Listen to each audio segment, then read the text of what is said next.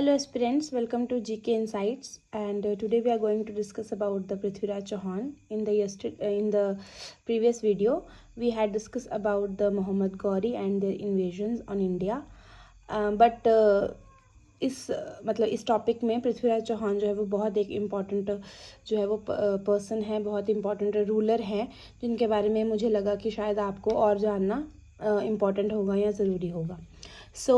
He was the finest Rajput ruler. ठीक है, तो वो जो है वो चौहान डायनेस्टी से मतलब बिलोंग करते थे.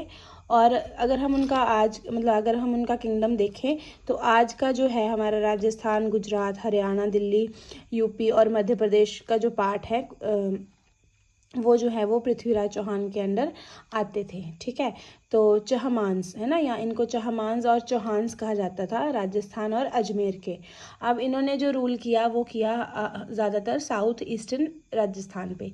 इनकी जो कैपिटल सिटी थी वो अजमेर थी. और फाउंडर कौन थे?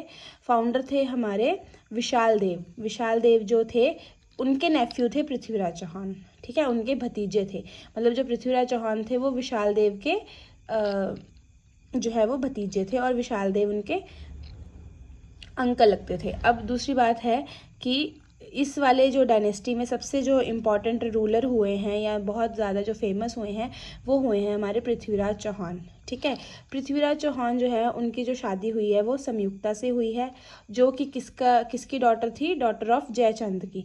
अब जयचंद ने ही जो है वो गौरी को इनवाइट किया था इन्वेड करने के लिए इंडिया और डिफीट करने के लिए पृथ्वीराज चौहान. अब देखो, खुद ही बुलाया उसको और फिर बाद में बैटल ऑफ चंदावर में वो खुद ही उसने मतलब गौरी ने उसको खुद को ही मार दिया है ना. गौरी ने जो जयचंद है उसको मार दिया. सोचो, खुद ही बुलाया और उसके हाथों ही उसकी मौत हुई. तो उन्होंने डिफीट करने के लिए पृथ्वीराज चौहान को खुद इनवाइट किया था गौरी को. अब जो इनकी दो फेमस बैटल्स हमें देखने को मिलती है, फर्स्ट है हमारी फर्स्ट बैटल ऑफ तराइन. इसमें जो है वो डिफीट हुए थे गौरी को हराया था पृथ्वीराज चौहान ने, जो कि लड़ी गई थी 1191 AD में. और 1192 AD में सेकेंड बैटल ऑफ तराइन में जो है वो पृथ्वीराज चौहान जो है वो हार गए और उनको गौरी द्वारा मार दिया गया. उसके बाद जो है 1194 में गौरी ने जयचंद को भी मार दिया. जयचंद और Jayachandra is the same thing. अब जो इनके जो कोर्ट पोएट थे वो थे चंद बरदाई. ठीक है, तो जो चंद बरदाई है उन्होंने पृथ्वीराज रासो लिखी है. सो ये एक इम्पॉर्टेंट क्वेश्चन बन सकता है कि जो पृथ्वीराज रासो है वो किसने लिखी है? तो वो लिखी है चंद बरदाई ने. और इसमें है क्या? इसमें है military conquest of Prithviraj Chauhan. तो पृथ्वीराज चौहान ने जितने भी हमारे मिलिट्री एक्सपेडिशन किए, उनकी अचीवमेंट्स थी, उनकी जो ग्लोरी थी, उसके बारे में जो है वो चंद बरदाई ने उसको कंपोज करके पृथ्वीराज रासो में लिखा था. So this is all for Prithviraj Chauhan. अब हम दिल्ली सल्तनत की बात करते हैं. तो दिल्ली सल्तनत के बारे में अगर हम बात करें तो उसमें आएगा हमारा सबसे पहले कुतुबुद्दीन ऐबक. अब मैंने आपको बताया था कि ये गौरी का स्लेव था और गौरी के डेथ के बाद इन्होंने मतलब 4 स्लेव ने अपने जो एम्पायर्स हैं उसके पूरे एम्पायर को खुद में जो है वो पार्ट्स में बांट लिया था. So this was Qutbuddin Aibak from 1206 to 1210 से. ठीक है, तो ये आ जाएगा he was slave of Mohammad Ghori. And Arabic में जो है, अरेबिक लैंग्वेज में स्लेव को बोला जाता है ममलूक. सो ममलूक डायनेस्टी है ना, तो hence the name Mamluk dynasty और स्लेव डायनेस्टी. ठीक है, दिल्ली सल्तनत में स्लेव डायनेस्टी सबसे पहले आई, उसको ममलूक डायनेस्टी भी कहा गया था. यहाँ के जो है वो इस डायनेस्टी को माना जाता है real founder of Muslim rule in India. तो मतलब असली में जो रूल इस्टेब्लिश किया इंडिया में वो स्लेव डायनेस्टी ने किया. Founded the first independent Turkish kingdom. ठीक है, ये सबसे पहले जो इंडिपेंडेंट टर्किश किंगडम था. और इन्होंने क्या किया था? अज्यूम किया था टाइटल. किसका? कौन सा टाइटल एज्यूम किया था? सुल्तान का. तो ये पहले जो है वो मतलब राजा बनते हैं, सुल्तान मतलब एक ऐसा पर्सन बनता है जिसने खुद को जो है वो सुल्तान का टाइटल गवर्न किया था या दिया था. अब इनकी जो कैपिटल सिटी थी वो थी लाहौर. ठीक है। जब कुतुबुद्दीन ऐबक जो थे वो दिल्ली सल्तनत का राजा था, तो उसने जो अपनी कैपिटल सिटी रखी थी दैट इज़ योर लाहौर। इसको ना लख बख्श भी कहा जाता था, ये बहुत इंपॉर्टेंट है, ठीक है, ये भी इंपॉर्टेंट है, दोनों चीज़ें इंपॉर्टेंट है।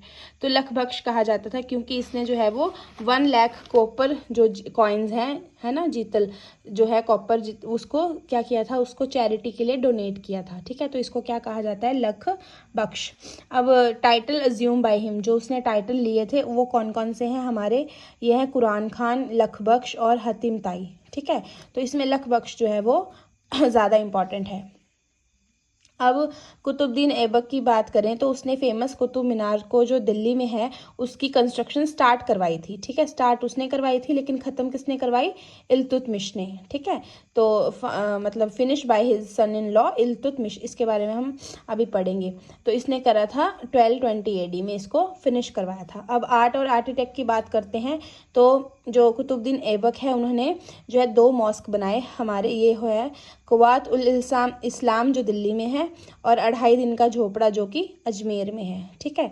तो इनके जो कोर्ट पोइट्स थे या स्कॉलर थे वो थे फ़खरुद्दीन, जिसने लिखी थी तारीख़ मुबारक शाही, ठीक है, तारीख़ मुबारक शाही लिखी थी, और हसन निज़ामी ने लिखी थी ताजुल मासीर, ठीक है, ताजुल मासीर लिखी थी। इसमें क्या है, official history of the Delhi सल्तनत, दिल्ली सल्तनत की ऑफिशियल हिस्ट्री जो है वो यहाँ पे इसमें लिखी गई है ताजुल मासीर में, ठीक है। अब ऐबक जो है वो कैसे उसकी डेथ हुई चौगान खेलते टाइम, और चौगान खेलते टाइम उसकी जो है डेथ हो गई, और उसका जो टॉम था वो सिचुएटेड है यहाँ लाहौर में सिचुएटेड है, ठीक है। So that's all for today. In the next video, we are going to discuss about the Iltutmish, and thank you. Like, share and subscribe and follow for more.